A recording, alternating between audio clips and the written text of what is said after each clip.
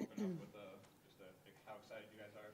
Yeah, I mean, first of all, we should start doing more press conferences with football right behind us and men's basketball because this is awesome. No, in all seriousness, we are just really, really excited to be playing. I said to our team before the selection show and after the selection show, like any team that's playing in March should be honored to be playing in March, because there's a lot of teams that are no longer playing. After this weekend, there will be even more teams that aren't playing, so we are really excited. This year's ball club has been through a lot, even before the season started, with 10 new players and only having a couple returners that had played significant minutes. We felt like this team had a ton of potential, but that it was going to take some time, to get to where we could be. And, we didn't factor in all the injuries and stuff that we were going to have. So in spite of all of that, just unbelievably proud of our team for their resilience, cohesiveness, just everything that we've accomplished this year. So we're excited to get the WBIT going.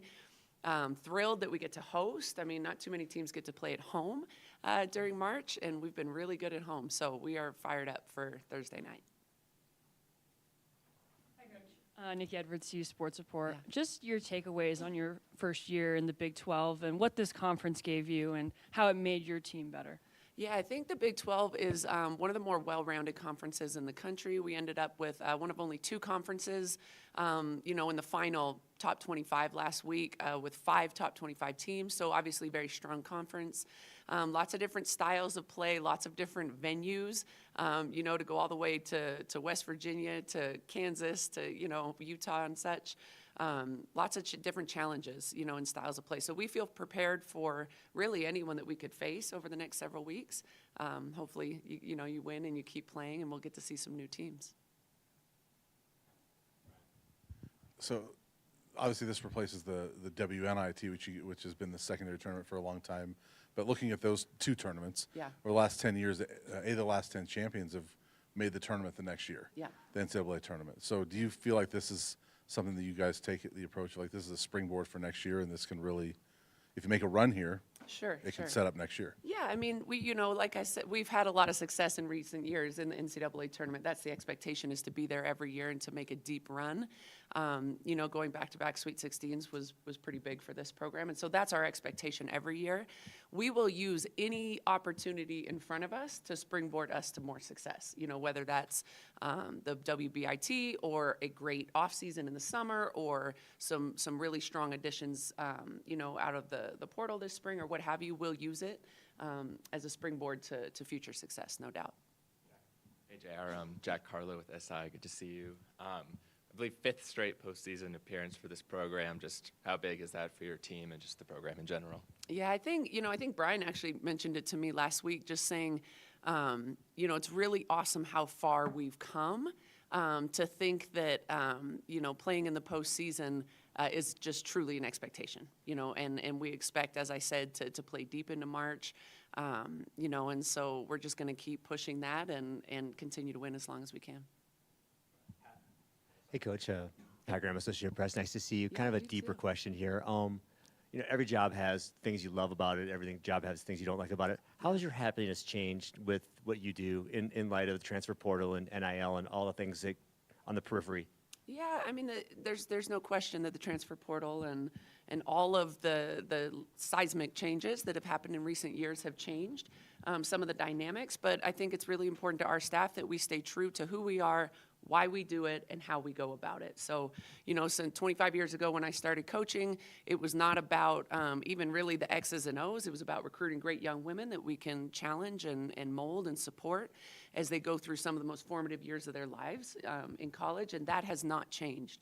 We're still trying to recruit young players that want to come, want to be developed, want to be coached hard, want to reach their potential, and none of that has changed. Obviously, the landscape of being able to recruit older players out of the portal and things like that, that has changed, but our reason for being has not.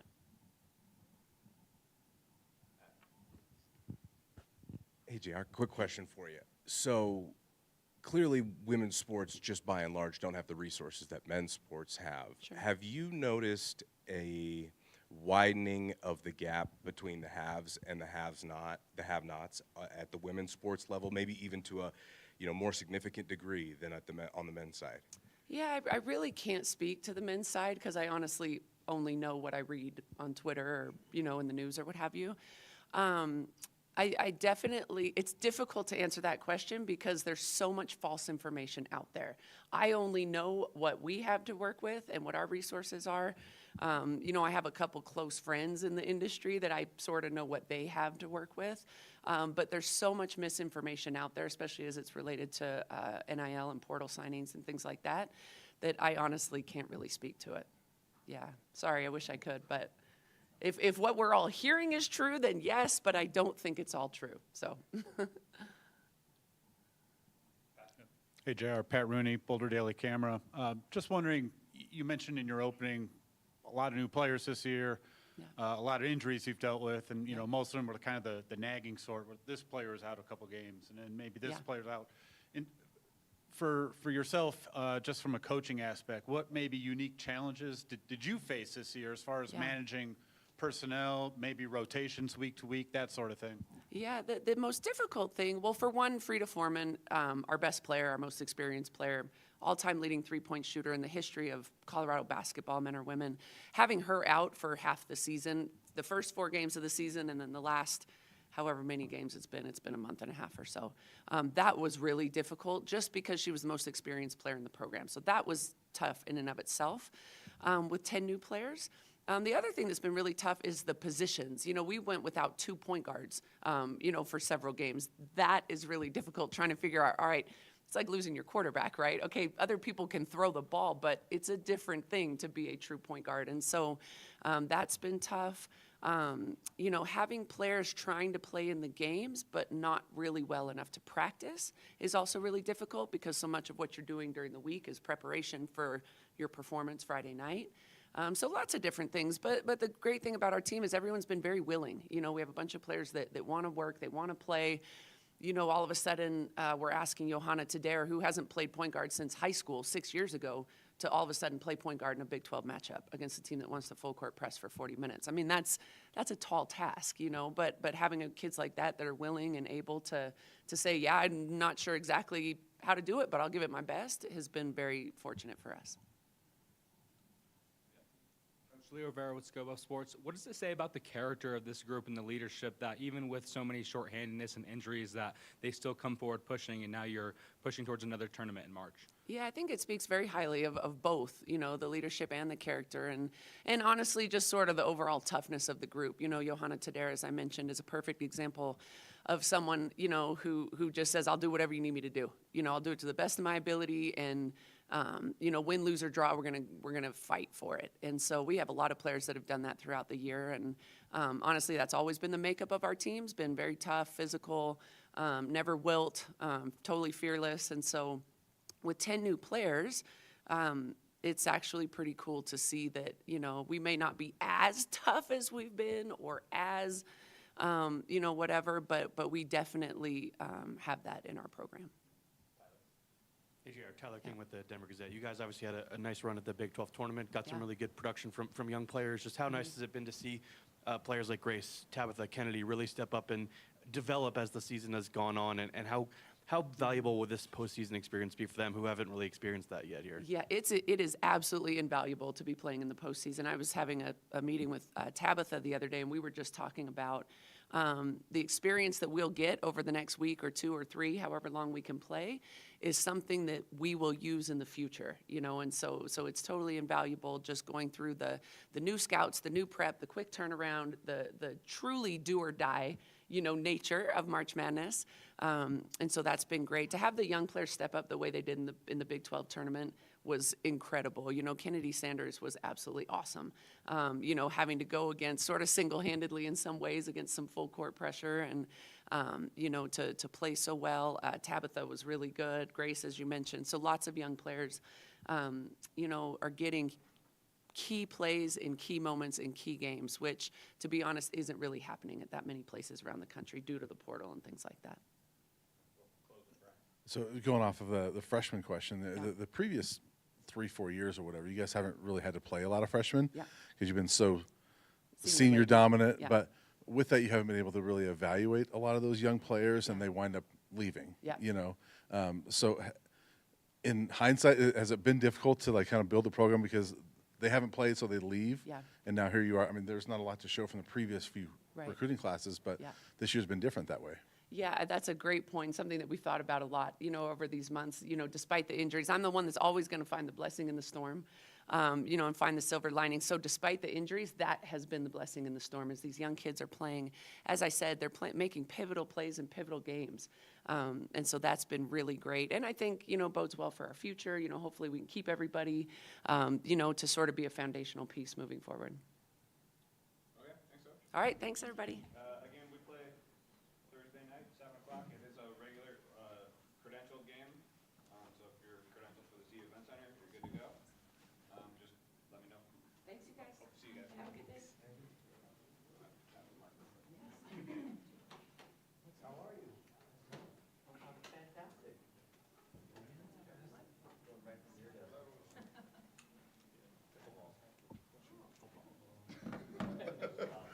A little bigger than Fat Boy used to. So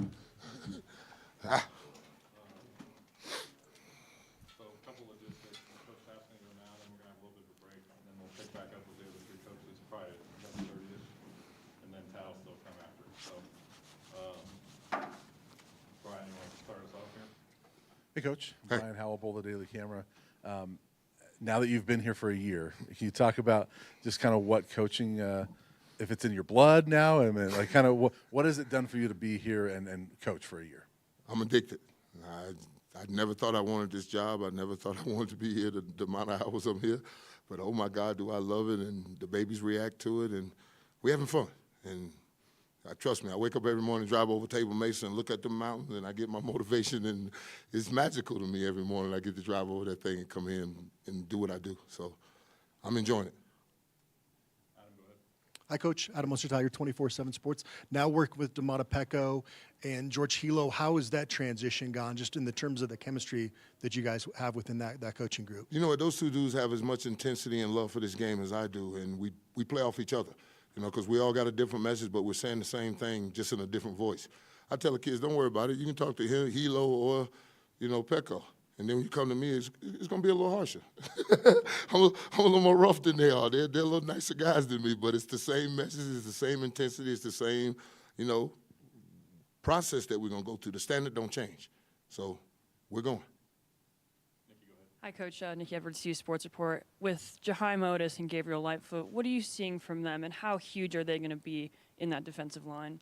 I looked at them from day one, and I said, I got 8 of them I can send at you right now, and I got 3 more on some playing time. So I love where we're at right now. We're just pouring concrete. We're just pouring concrete for a solid base to go off on this year, because we don't have the best quarterback in America anymore. We're going to need to play some more D and turn the ball over to our young quarterbacks and get us thing going. So it's on us more, and I like it that way. Hey, Coach, Scott Proctor, DMVR. Good to see you again. Coach Pecco was talking a little bit about the other day, just about how many seniors are in your room. How valuable is that to have kind of the maturity, the kind of the older guys in that room, and having so many of them? They lead the group. We really don't have to get on top of them, because I always told them, when I'm talking to one, I'm talking to all. I'll say something over here, and then Arden will pick it up, Tafiq will pick it up, and the rest of them, Barnes will pick it up, all our veteran guys, and they just filtering it through the young guys that this is the way we do it. You ain't gotta like it, but you gotta do it. we don't suffer that. You're gonna be part of this pack. You're gonna run with the pack, because the lone wolf dies. We don't play that. We don't play lone wolves with us. Everybody's in together. We a pack. Hey, Coach, Pat Graham, Associated Press. Two-parter for you. Number one is with you and Marshall and Coach Prime, for that example. How loud does a gold jacket speak with these players? You know what? It doesn't matter if it's Hart talking to them or Coach Legit or whoever it is. The kids are really attentive, because they understand that what we're teaching is for the betterment of them. We want them at the next level, because that's our reputation. I tell them all the time, my bus in Ohio doesn't get chipped, my gold jacket don't get dirty. None of that happens to any of that, I'm here for you, so whatever you need me to do for you, I'm willing to do for you and meet you more than halfway. So it doesn't matter about a gold jacket or anything. We got a whole coaching staff of men that are here for the kids, and they understand that. And to piggyback off that one, in the day of transfer portal, NIL, and all this stuff, how does your coaching style have to change? Can you be the same person you always are? Do you have to tone it down, or how does that work? We can't cookie cut them. They're all individual. They're not the same. I just can't just come in there and just cookie cut them and form them into something. Each one of them is something different, and I have to form a relationship with them. That's the best part of this. I get to learn them every day. I get to learn who they are, what they like, what they don't like, what I can tip them over up about, what I can needle them about. You know, that's what you have to have as a coach, because you will never achieve perfection in a practice or a game. But I can make you trample excellence, you know, perfection, you know, all the things underneath perfection, because you'll never play a perfect game. And that's what I'm here for as a coach, to nitpick and to get you to understand, let's get better tomorrow. Let's do something else tomorrow. Let's take another step. So that's all I'm here for, just to help them. Coach Matt Smith, Independent. Clearly, just to follow up just very briefly on that, clearly you and Coach Falk and Coach Prime have had a longstanding relationship for a while. What kind of an addition is Coach Falk to this program? Oh, a breath of fresh air, because Marshall's different. I've been with Marshall since 2008, you know, at 5 in the morning, game day mornings, you know, battling at each other with point and counterpoint. So now it's what we're doing on offense. How do you nitpick it? How do you get it better? How we get the kids to understand what we want them to do and how we get them more effective in the job that we're asking them to do. And he's as detailed as it comes. I mean, you don't get a better knowledge, you know. He was in the backfield with Payne and Kurt Warner telling them about protection. So trust me, he knows this game, and we love it. I mean, and me and him both here for prime. Yeah, that's the whole thing. You know, it ain't about the money, it ain't about nothing else, about our man. We want to hand him that championship trophy, and we're going to do everything in our power to get it done. The other thing I wanted to ask you about was Amari McNeil. There have been times over the last couple of years where he's really flashed to have that guy who could, you know, be a game breaker. What does he need to do to take his game to being that guy every day? Become consistent, and that's what we're working on. Working on that concrete. Once you pour concrete, now you got a foundation, you can build a mansion. You know, first I want to build me a provision to have a barbecue in the backyard, because we all love a barbecue, right? So, ain't no more fun at a barbecue, so that's what I'm doing. I'm working on their consistency and how they approach every day. Because every day you have to make a decision. You either get better or you get worse. Make a choice. And that's what we're doing every day, is building on the choices that we're making and stacking good practices. And that's the toughest thing. When you have a good one, you can go back, then have a good one, then go back. And if you do that all camp, you're going to be average. That ain't what we're looking for. Hey, Coach, Tyler King with the Denver Gazette. I remember when we met with you last year during fall camp, you said things were going to be different for this group, and obviously you guys lead the Big 12 in sacks last season, kind of an instant impact. Was that kind of gratifying to see the guys buy into what you were saying and teaching last year, that it kind of had immediate results for the group as a whole? They don't have a choice. You don't have a choice. You don't got to like it, but you got to do it, because I'm here for the betterment of you. And if you're telling me I don't know how to play this position, then you're a fool. And only a fool coaches himself. My babies have really bought into what we're doing, because I'm consistent with what I'm teaching. I'm consistent in every day I come in here with the energy, because I can't be up and down, and I'm asking them to be consistent. So I have to be the example for them. So, and they're loving it, and we're all buying in, and that's the best part. When you got a whole group buying in, everybody gets better. Because I told them today, team means everyone achieves more. And that's as simple as it gets. I know it sounds cliché, but together everyone achieves more, because we start out 4-on-5. We already down 1.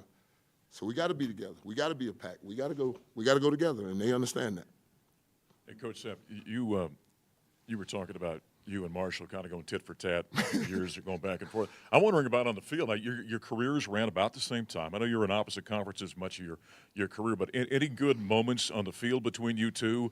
You being a run stopper, him being a great running back, where the other guy got the better of the other one? Just one on Monday Night Football I can remember, but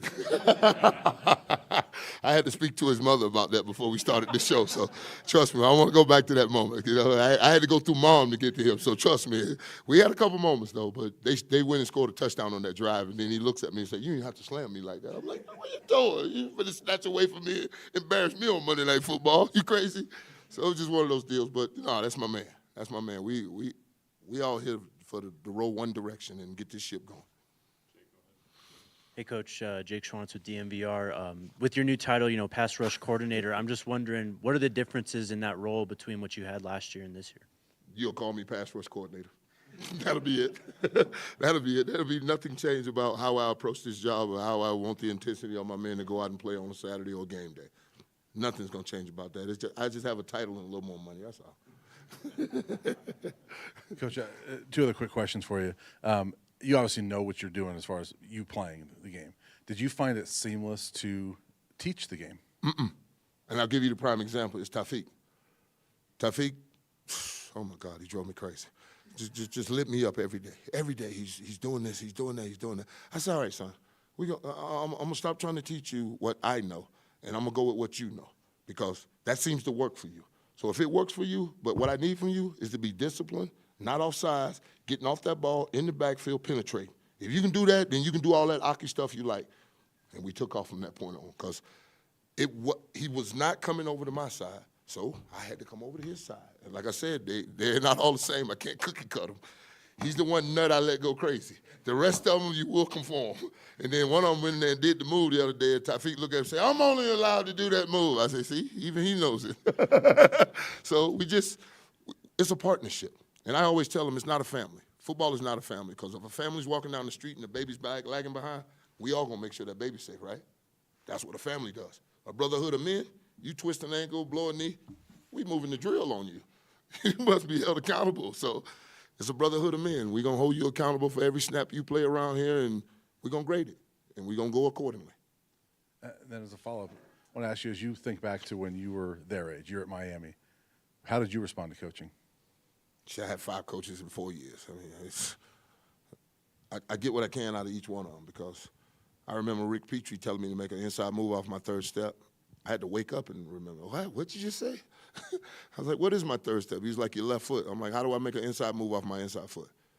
I said, leave me alone. I went back to sleep. So you get what you can get out of them sometimes. But I think my babies understand I'm just here for him. I'm here strictly for them. And prime over the top of it. So let's go. Let's go. You want to meet at 6 o'clock in the morning, I'll be here at 5:45. There's no limit to time or anything I want to do with you. So whatever you want, come on with it. Okay. Hey, Coach. I'm Jack Carlo with SI. You got 2 guys in your room from last year, and BJ and Shadozi trying to make the next level. Just what would your pitch to NFL teams be for those 2 guys? I've already talked to them. They're solid. They understand the game. They play the game the way it's supposed to be played, and they will work their ass off for you. That's all you can ask for a player, to come give me everything you got. And Dot, Dozier in the middle, come on. You find a better nose tackle in America, let me see him. Let me see him. Let me see him. And BJ can rush to 3, to 5, to 9, any of it, both sides. But they wouldn't put him in the combine. I worked my butt off trying to get him in the combine, but they've turned that into whatever. So. Coach Prime yesterday mentioned that he would be interested in playing another team for the spring game, just garner some more energy around spring ball. What are your thoughts on playing a team, practice for a few days against that team, and then play them in the spring game? You just made my mouth water. I get another color that my boys can just go to work and whoop on them, and we don't care. Please bring them in here. Who's coming? Who wants some of this? I used to love that when I was in Tampa and they'd bring another team, the Redskins, Commanders now, but it was back then, and then the Dolphins, or we go to Jacksonville and practice. It was always good to see another color, because I ain't got to care about whooping you. I can whoop upside your head and get on the bus and go home. I don't care.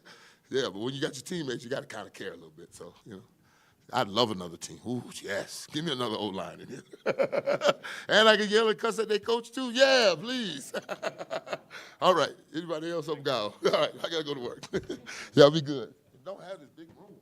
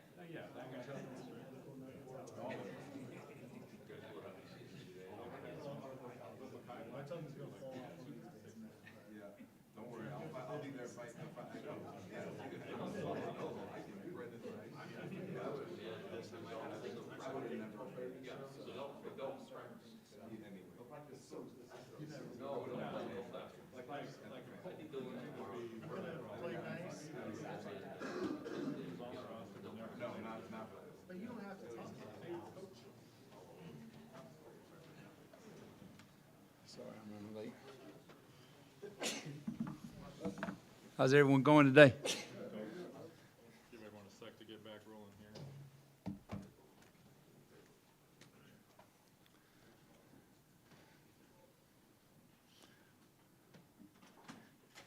Everyone good? All right, Adam, go ahead. Hi, Coach. Adam Tiger, 24/7 Sports. Talk about the new transition to being a special teams coordinator and how that role's been going for you so far. Well, I'm excited for the opportunity. You know, Coach Prime, to be able to trust me with that position and put me in that role, which is a critical role for our football program.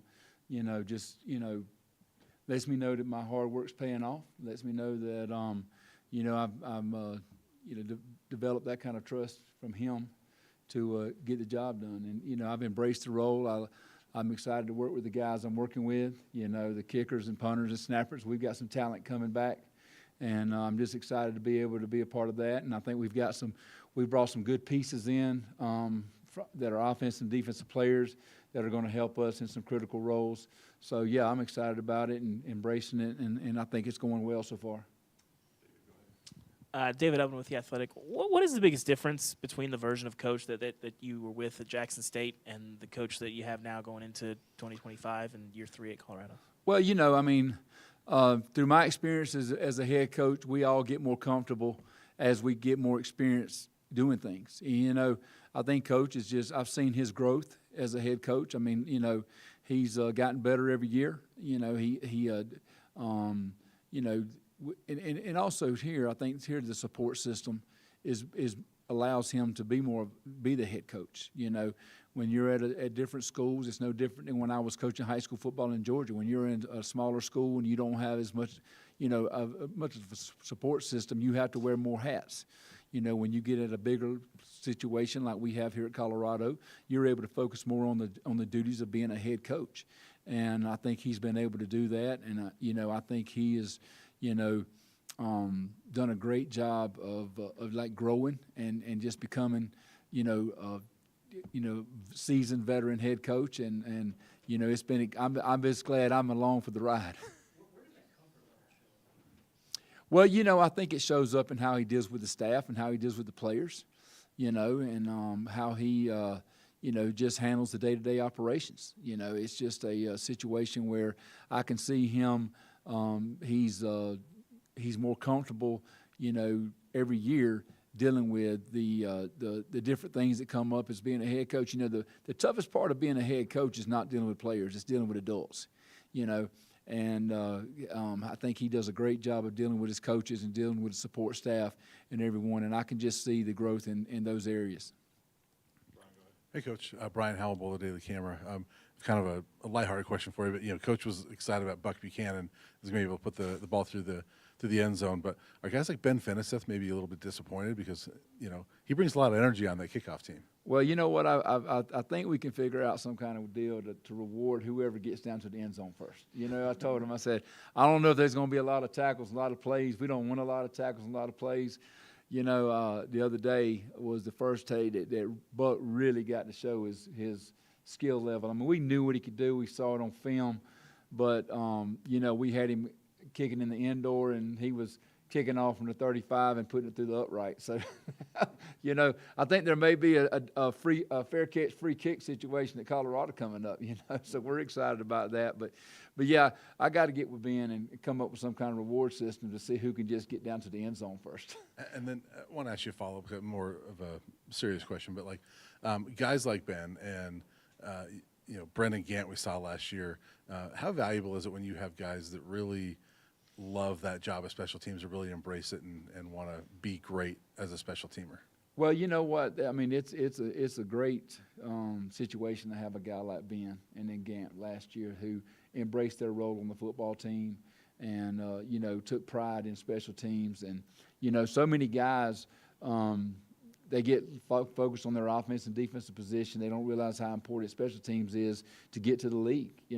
Coach Prime tells them all the time, if you're going to go into the NFL and play, you're probably going to have to play on special teams first.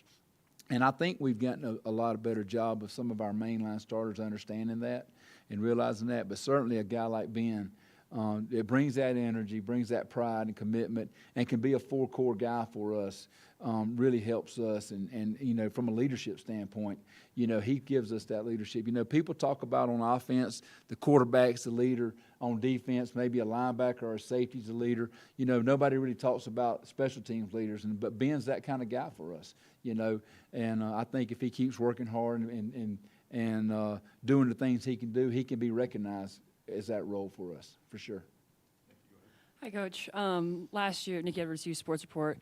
LaJohntay Wester, Jimmy Hoare Jr., prominent returners, other guys rotating in. When you look at your unit, could be some key guys as a returner for the Buffs this season? Well, we got the freshman, Q for 6, coming in that we feel like can really help us on the punt return situation. And then we got Farrakhan that's been working back there as well. So I think those two guys, they're young pups, but you know what? They're going to have to grow up fast. And I think definitely on the punt return situation, those two guys are two guys that we're definitely looking at early on to see what's going on. As far as kick return, I'm looking for like a guy like Cam Michael that's got a tremendous amount of speed. He's a 10-500 guy. So, and he did that in high school a lot. He's not as comfortable with returning punts, but, because that's a different animal, returning punts. But you know what? I think we've got, between those three guys, maybe Draylon Miller back deep in the off returner position because he has some experience from that last year. So, I'm excited about that. And, of course, we're excited about, some additions to our coaching staff that are going to help us in the return game. Because, the returners, it's more than just catching the ball and running fast. There's an art to it. And I think we got some guys that we've brought in that can help with that. And I'm certainly in tune with the fact that Coach Prime was disappointed that we only returned one punt for a touchdown last year. And something that was kind of his specialty as a player. So we're going to put a lot more emphasis on it, and I think too, to be fair, talking about a guy like Buck, Buck's going to help us in our return game because we don't have to spend so much time on kickoff now. Obviously we're going to put time in it and we're going to do the necessary things to get it done. But when your guy's kicking out the back of the end zone, that means you can put more emphasis on other things. So we're excited about that. Hey, Coach, Matt Smith, Independent. There were a couple times last year where the offense got plus 50, kind of no man's land in between, and because maybe Mata doesn't have the strongest leg, had to go for it in 4th and long. How are you planning to address that this year? Is it going to be a by committee thing, or is this truly an open kicking competition completely? Well, I think here's the deal is, Coach Prime's a big trust guy, and he trusts Mata. And so if it's in close, somebody's really going to have to pack their lunch if they're going to beat Mata out from in close. You know what I mean? Because he's earned that kind of that trust and everything. But back deep, we're looking at Buck being able to fill that role. And we've already talked about it that hey, there's going to be some situations where, depending on the game situation, are we going to try to punt them inside the 5, or are we going to give Buck an opportunity to put one through there? And we just got to get him comfortable and feeling good. He's definitely got the leg. We're just working on him, just keeping with his technique on longer field goals and not trying to over kick it, but getting him comfortable with the holders and things like that. So I think we definitely have a weapon there, and I think right now my vision is Mata's going to be the short to mid range guy, and then Buck's going to be the long range guy right now, unless that changes. No, you're good. Is it tough to be a specialist if you're just like a long range guy, or is that kind of like the long range driver?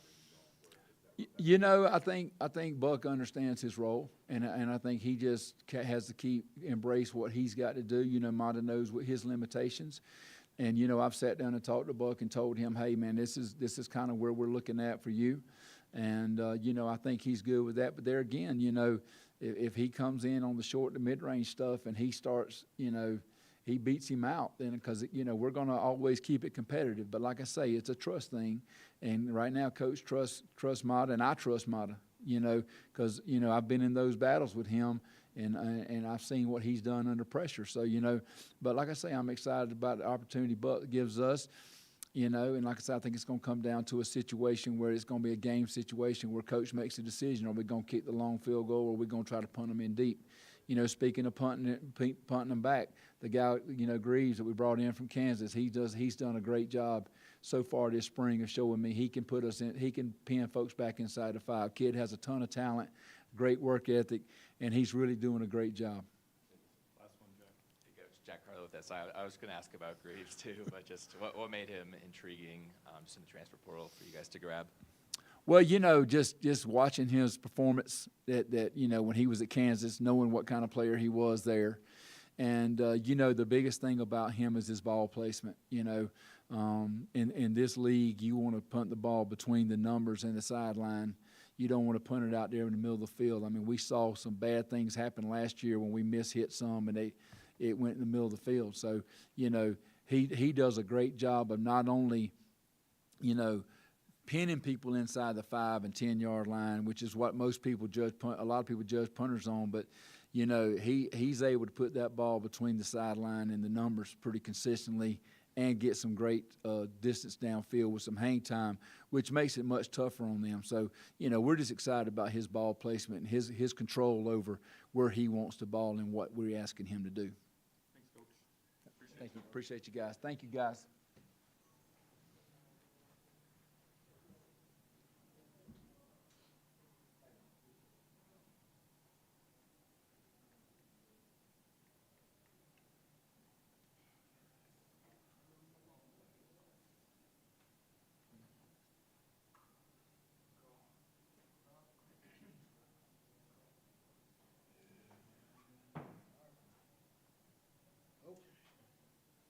Coach Dre, how we doing? Hey, how y'all doing? Good.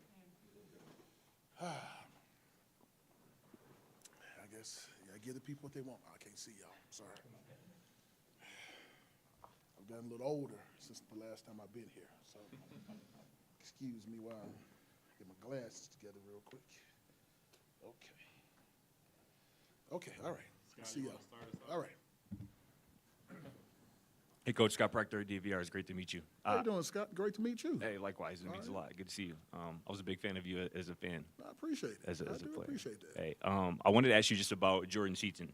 Obviously, who seems to be the leader in that room, even as a young kind of sophomore. What have you kind of seen from him? Just kind of your first impressions, kind of being around him, and what do you kind of see as his potential working under this staff and continuing to grow? What I can tell you is that age does not necessarily determine maturity. He's a very mature young man.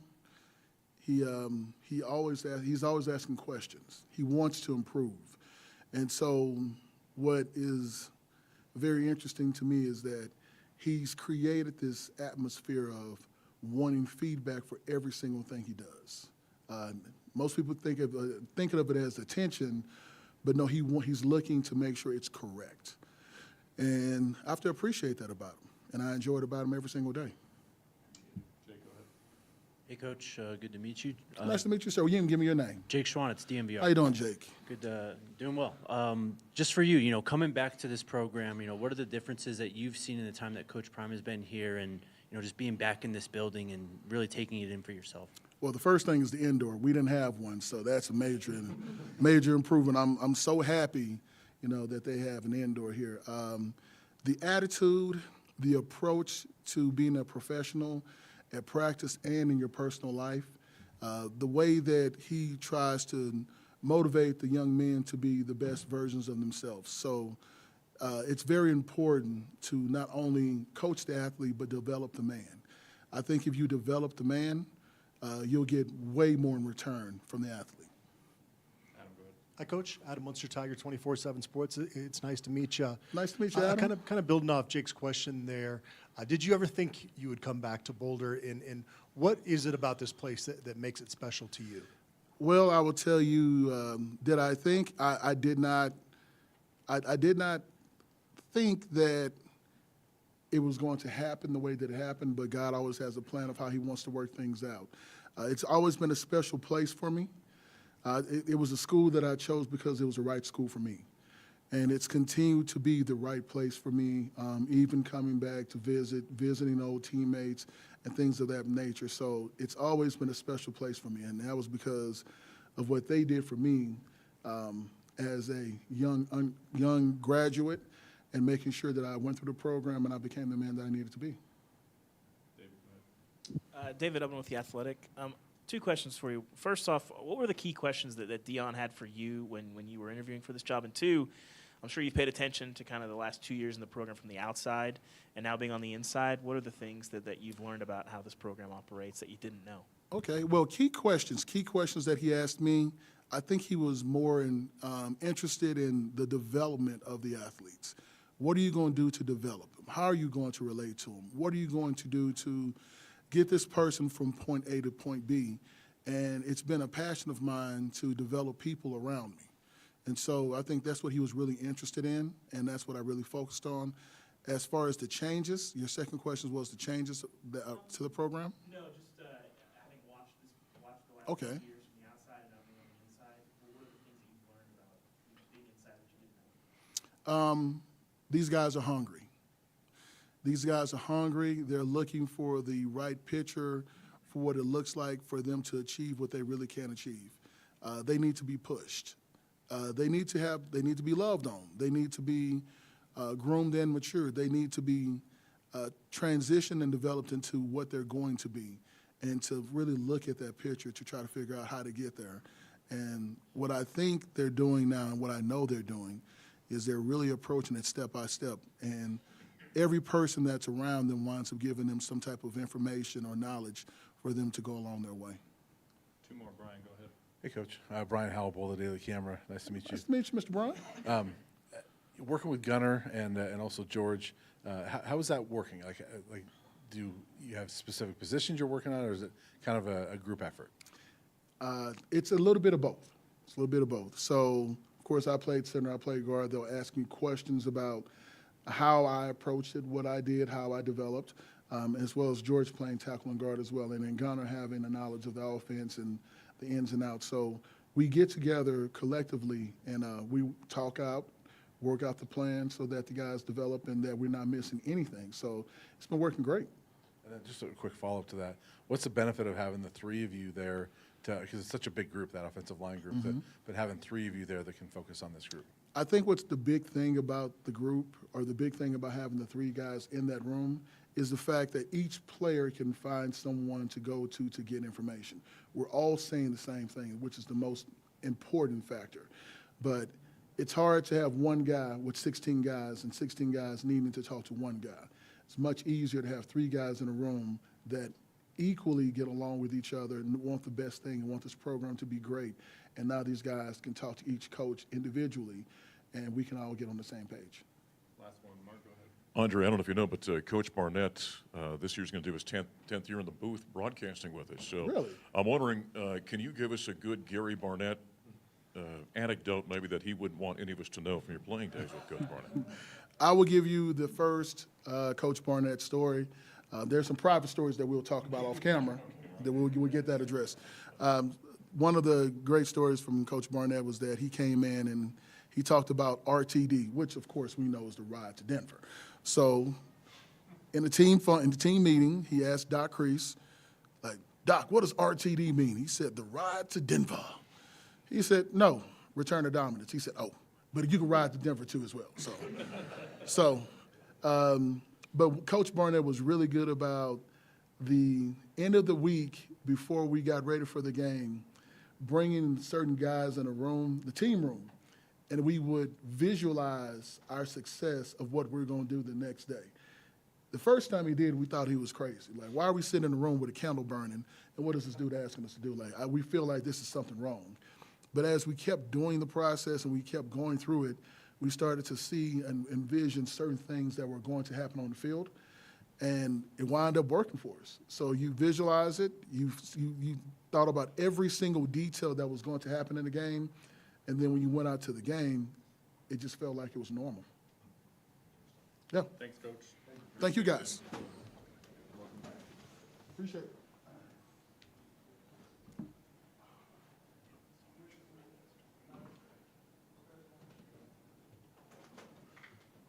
Ladies and gentlemen, how y'all doing?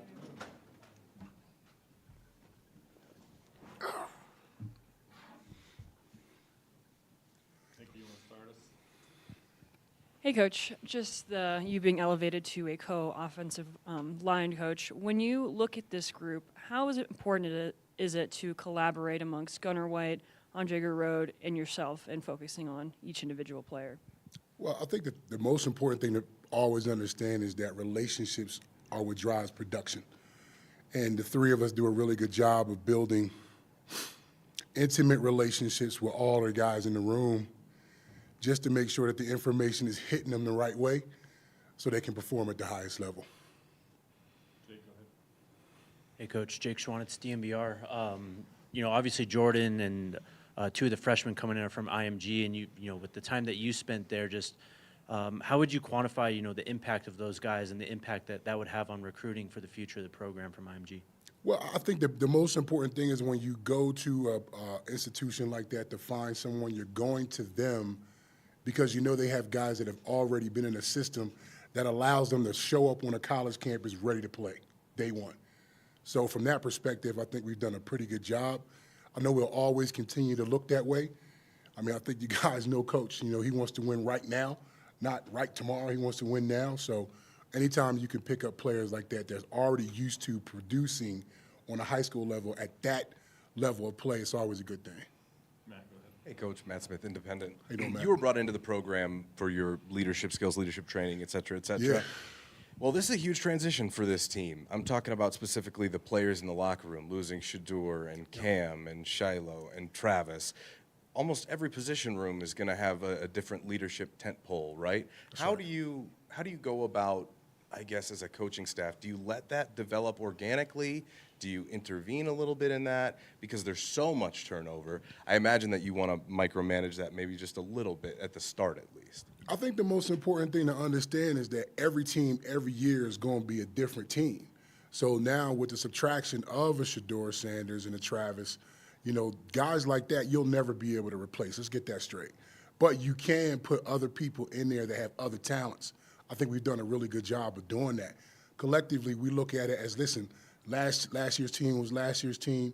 This year's team is this year's team. Let's figure out who are the leaders in those individual rooms and then build the teams from there. From the team perspective, are there any names you've seen that have taken that next step and kind of filled that void?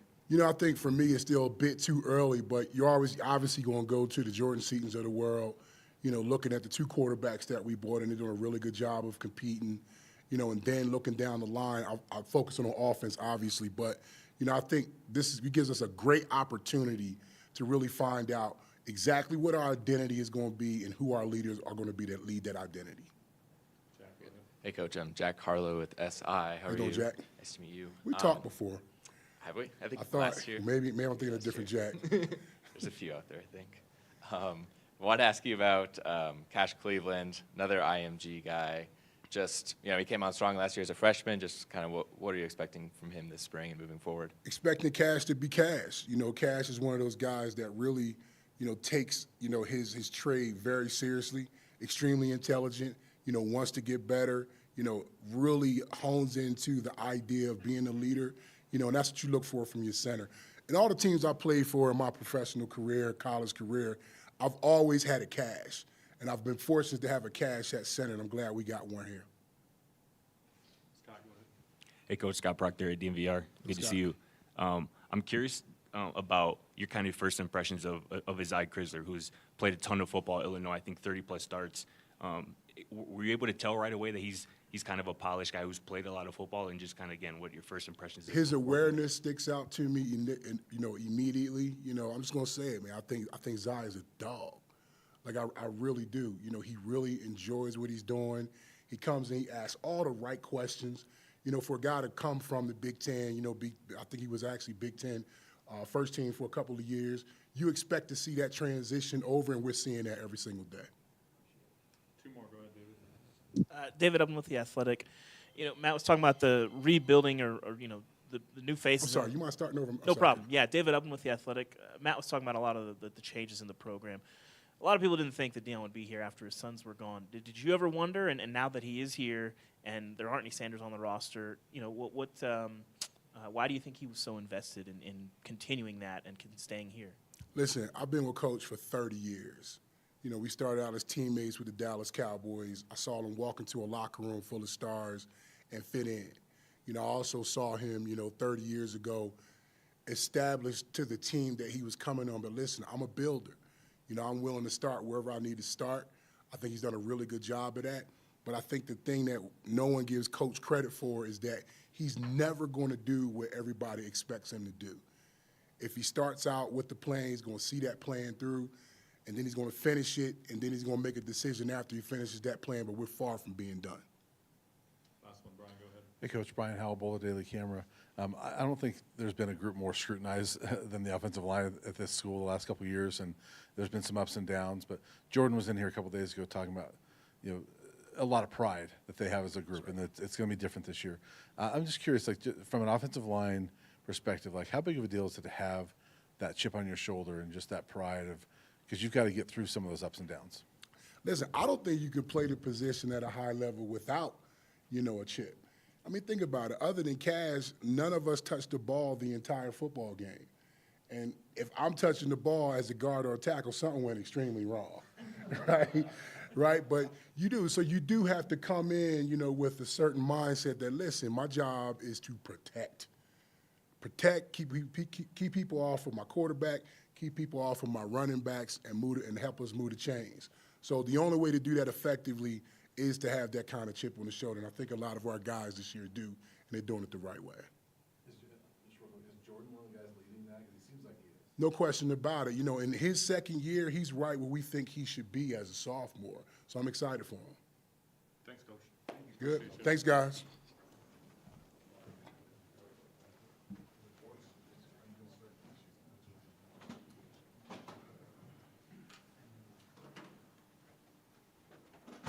That's it for football, right? Yeah. Coach, how are you? Curtis, how are you? Good. Hey, everybody. Mark? I'd like to introduce head coach, men's basketball head coach Ted Boyle. I'll just give you all one more reminder of the process today. We're going to go ahead and open it up for coach questions for coach right now. We're going to get to a point where we will transition to an off-the-record segment. So at that time, we're going to pause and please have you all turn off your cameras, recorders, and such. And coach would like to share some of his thoughts just on globally on the state of basketball right now. So right now, feel free to open up some questions. Pat Rooney, why don't you kick us off?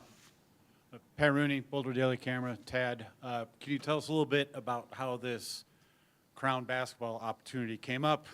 You know, were you surprised? A lot of teams had to say no to a couple tournaments before they got to you, but take us through that process and maybe when this kind of developed and came together. Yeah, you know, I've known about the tournament and had some conversations with the people at Fox even back in the fall when they were here for a couple of football games. So I knew that they were putting this thing together. I heard about their vision. I thought it was really intriguing. I wasn't sure the timing, you know, at that point, but really it started when we were in Kansas City. We've been playing better at the end of the year, and obviously won a couple games, made it to the quarterfinals there. And you know, Rick George was really the main point of contact for us, and he was communicating with me and I was a little shocked that they wanted us.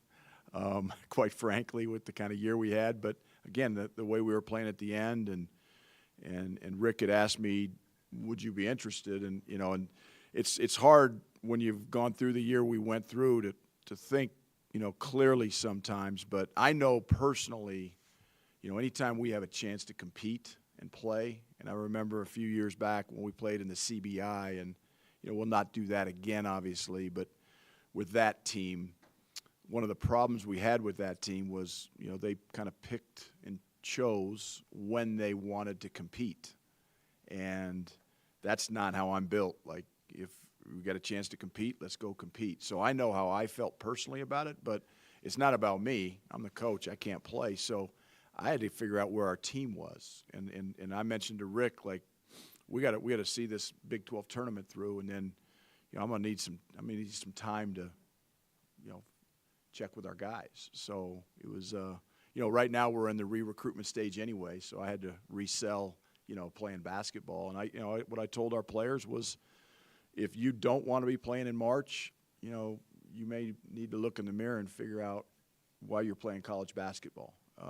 And I understand that you may be tired, but I also mentioned to them, because we have spring break next week, and that was a little problematic. Just from a mental standpoint of bouncing back. So I told him I'm not going to be grinding him during spring break to practice every day, but let's get ready for a game April 1st in Las Vegas and go let it hang out. So we said yes. Our players have bought in, and we'll go to Vegas and see what we got. Hi, Coach. Nikki Edwards, U Sports Report. When this opportunity was presented, what were some of those conversations with your players? Like, hey, this tournament's coming up. What do you want to do? What does that look like? And how have they bought into competing in this tournament? Yeah, and quite frankly, there was the range of the gamut in terms of emotions, because the end of the season is always emotional, and especially when the players had no idea that this was a possibility.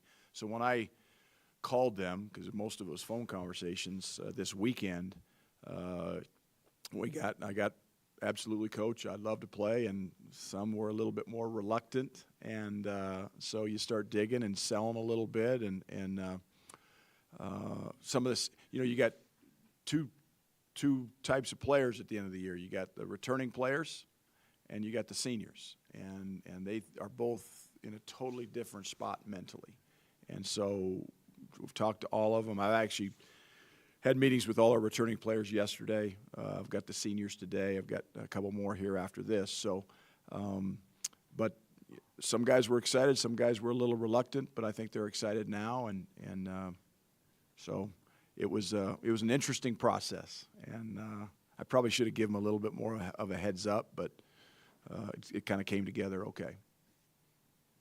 Oliver Hayes, 24/7 Sports. Throughout the season, things were obviously disappointing, but in the Big 12 tournament, things came together. Are you? How exciting is it to have another chance to, now that things have come together, to you know, show what this team can do, even though things have kind of felt like time has run out a little bit? I'm very excited, and again, I felt, you know, yesterday when I met with the team and the guys that are coming back and the guys that are going to play. I mean, my excitement level is good. I'd like to practice today. Now, the players don't want to do that, and I totally understand that. So we'll get some workouts in this week, and we'll practice next week a little bit as we prepare for our game with Villanova. But no, I mean, I'm extremely excited to be playing, and I think our players are too. It's, you know, we'll have some guys that won't play, And Sebastian Rancic, who hurt his knee in the Big 12 tournament, is probably questionable. Don't know if he'll be ready. Julian Hammond will probably not play. He's been dealing with a back issue, so not that he doesn't want to. He just feels like he needs some rest, and so we'll have our roster kind of put together here in the next by the end of today. Figure out what we got. We got enough to go play and compete, but I'm looking at it in two ways. Number one, giving our seniors that want to play a chance to continue to play, but also use it as a springboard into next year with the returning players. And that's, to me, that's what I'm excited about. And I always say if I'm not excited at the beginning of the season, if I'm not excited at the end of the season for next season, it's time for me to get out. And but I'm not there. I'm excited.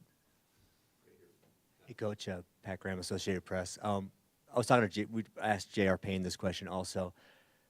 Every job has things you like about it and things you don't like about it. I guess what's your happiness level with the NIL and the transfer portal and all the things that go with that, as opposed to 5 years ago? That's a great question, Pat, and it's something I want to talk about a little bit later. But look, you have to change. You have to adapt. If you're not willing to adapt and change, you know, this business will eat you up. And so, you know, and as I look at my 30-plus year career now as a Division I basketball coach, there's been a lot of changes. And it's I go back to, can we recruit young men who have the same value system that we have as a program, that you want to coach, you want to be around? And as long as I can do that, and I'm got the energy and the health and everything that it takes to do it, I'm going to do it. This team this year, the wins and losses were not where we want to be, but what an enjoyable group, and what a great, satisfying feeling to finish, you know, in the top 8 of the league when we finished 16th in the regular season. So, and they never gave up. They stuck together, and they're great kids. We didn't have one knucklehead on the team this year that I did not want to come and coach and practice. So that says something about who we've recruited. Now we got to continue to recruit at a higher level to have success in this league, and we know that, and our players know that, and that's what the next chapter will be after this tournament's over, or actually during and before the tournament starts and after it's over, because it started already. Just a couple things. This is obviously not the year that you wanted, but you made it through and kept the guys together. And at the end of the year, you did start to really turn the ship around. What do you attribute that to specifically? The character of our players. Absolutely, unequivocally, the character of our players. And to me, character is something that's revealed when you lose, and it's revealed when you're dealing with adversity and disappointment like we dealt with all year. And I would say all year, but certainly in January and February. But yeah, when you got kids that have character and they don't point fingers and they look in the mirror, and sometimes you don't like what you see, sometimes I don't like what I see, you know, you got to be able to do it and be honest with yourself and figure it out. And our guys started to figure it out at the end. So well, I learned a lot this year. I think our players did too. I was going to ask you about that. I'm sure you've had tons of time to reflect, and obviously when things don't go right, you know, what can I do? What can we fix? What did you take from this year overall?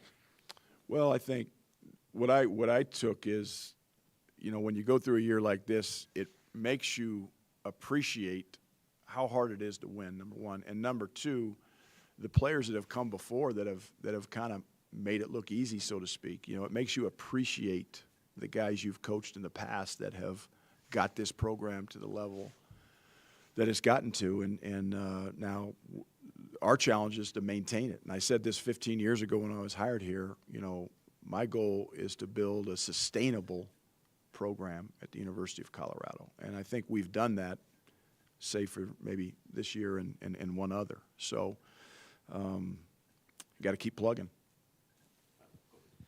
Hey, Ted. Tyler King with Denver Gazette. 2 questions for you. Just first, building off Pat's question a little bit. I remember you mentioned a couple weeks ago you weren't not going to vote for Big 12 Coach of the Year because you didn't know what everybody's NIL budget was. Yeah. Just No, I was dead serious about no, that. I believed you. I'm sure you don't. You obviously don't have all of the information, but where do you feel like you guys are in terms of that space as compared to the rest of the conference, and where do you still need to get to over the next couple of years? Tyler, I don't know the answer to that question, and I wish I had it. And quite frankly, for you guys to do your jobs to the best of your ability, you probably need it. But I don't have it, and I don't know how I'm going to get it. But I just believe that, we're getting ready for, spring training's going on, right? Like, we know what the Kansas City Royals payroll is. We know what the New York Yankees payroll is. And then we can judge whether the Royals have a better year than the Yankees based upon that. Like, at the end of the day, how we're judged is wins and losses. And there's just as many coaches losing their jobs this year as there have been in years past, and that won't stop or continue, and I don't expect it to. And I'm not complaining about that. I think how we're judged needs to change. And the second part of that is that conversation we had right before the end of the season was you said you guys need to consistently have NBA players to compete at this level. That hasn't changed from the Pac-12, obviously. Does it at all sting as a coach when you have someone like a Nick Clifford who maybe you didn't get the most out of him here, but he goes on and becomes that somewhere else? How do you go through that? No, look, number one, I'm really proud of Nick, and he's having the career and the year that we thought he could have when we recruited him out of Colorado Springs. He just finished it at Colorado State. And it's funny you bring up Nick because I have his stat line on my whiteboard in my office that I went through with our players yesterday that were returning. And it had his field goal percentage, his three-point field goal percentage, his free throw percentage, his assist turnover ratio the last year he was here. And his name's not on it. And he played 22 minutes a game that year. He started 33 out of 35 games. And it wasn't a good year for Nick. But you know what it taught me is here it is 2 years later, and he's going to be an NBA player, next year. I don't know where he'll get drafted or, how that's all going to shake out. But he's had a heck of a career. And it reaffirms to me it's a process. It took Nick Clifford 5 years to have this year. And it doesn't happen 1 year or after 2 years or sometimes even after 3 years. And maybe he needed a fresh start. I know our signing of Cody Williams had a lot to do with Nick leaving. It wasn't because he didn't like Colorado or Colorado didn't like him. He felt like he needed a fresh start. I respect that. I'm happy for him. He's a wonderful person, wonderful family, and I couldn't be happier for him. So, but it's interesting you bring him up because that's something I'm talking about with our players. They've heard the Derek White story. They've heard the Jabari Walker story and the Spencer Dinwiddie story and, all the stories that we have to tell in the recruiting process. But now what our players need to understand and hear is that you can still get to where you want to get. It's just going to take some time, and you have to respect the process. And in today's world, those kids see that exit sign, and it's blinking pretty darn loud for them, and they're hitting it a lot quicker and faster than they used to. And I'm trying to slow it down a little bit and make them understand you got to put in the time, you got to put in the effort, and the grass sometimes may look greener, sometimes it may be, many times it's not. So for every, Nick Clifford is a great story, for him. How many guys have transferred and it hasn't worked out? And the transfer has always been a part of college basketball, always will be. Football too, that's just part of it. I'm not trying to get away from that. I'm just trying to get my arms around it a little bit, especially in today's climate. And it's harder and harder. Ted, I've kind of joked with you in the past about being a head coach. You've got to be John Wooden and Dr. Phil, right? Right? And you've always had to attend to personalities. But now with the transfer portal, with NIL, with guys maybe knowing what somebody else is getting, how much more difficult has that been for you and a staff to kind of manage that aspect of it? Really hard, Mark. What's the saying? Comparison is the thief of joy. And I think you guys go through it, I'm sure, in your business. We go through it in our business as coaches.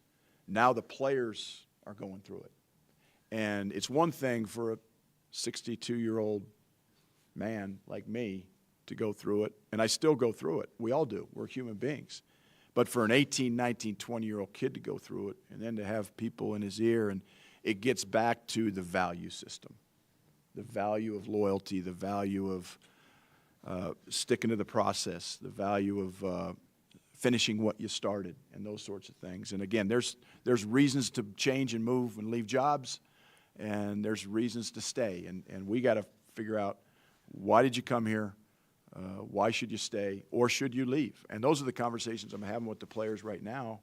And so it's more challenging, there's no doubt about it, because there's so many more things that they have to think about, and it makes it more challenging, and there's a lot more movement. There's no doubt about it. And I'm not saying we're going to change that.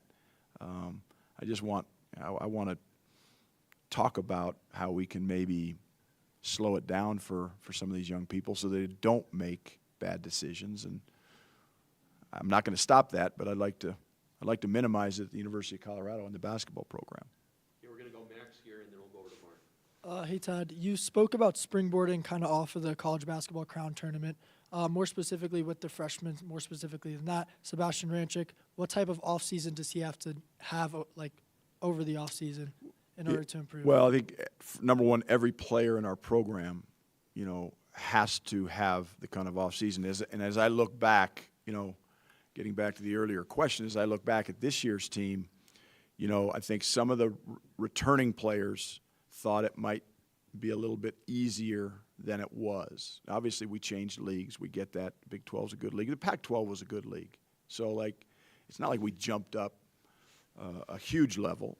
Certainly, it's more physical. There's no doubt about that. It's refereed differently. There's no doubt about that. But now we've been through it, and so those guys know now. Sebi, before he came here, Felix before he came here, any freshman, Andrew Crawford, they don't know what they don't know. They don't know what they're getting into.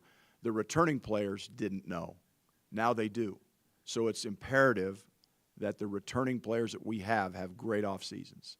And again, I'm using the Nick Clifford example. We don't have anybody on our team that had those kind of numbers this year, but I don't know if they can have the kind of year he had this year either, but we just got to improve at every position. So whether it's Sebastian Ranchik, Felix Casares, Andrew Crawford, anybody, Bangat Dak, you name it, Sanjo, we all have to get better. Elijah Malone played really, really well down the stretch. I thought he really started to figure things out. It was a big jump for him coming from NAIA basketball to the Big 12. But now he knows what to expect. So a great offseason from him. Every one of our players has to have that. The returning players got to give us a boost here and there.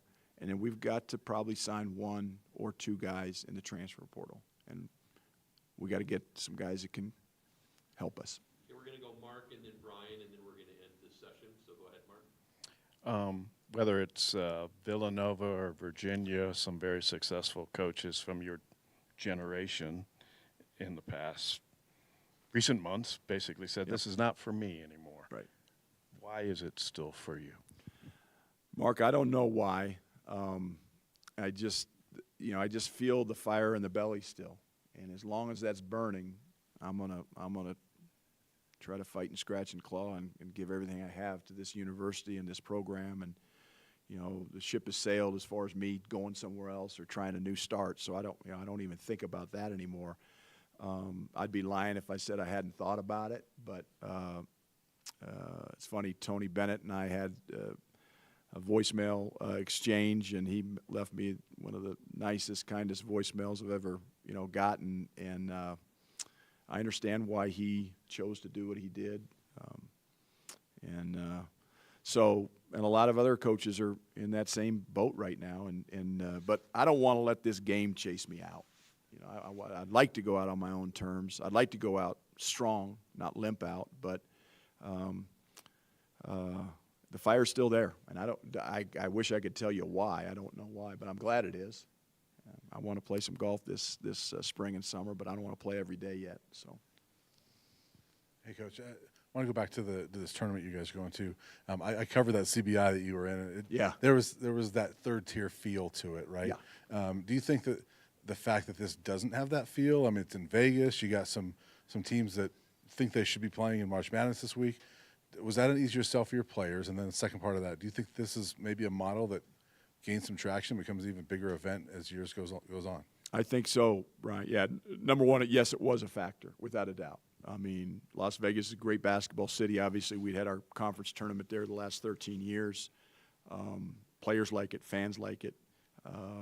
Great facilities, great hotels. You know, there's lots of things. Obviously, you're going there to play basketball, so you're not going there to gamble or go to nice restaurants, but you're going to, you know, compete against really storied programs. Villanova is a storied program. You know, if we get a chance to get by them, we might, you know, get a chance to play Tulane, a great institution. USC, an old rival in the Pac-12. So, yeah, it was a big factor in it. And I do think Fox, it'll be interesting. The timing with the transfer portal opening for us on the 24th makes it a little challenging.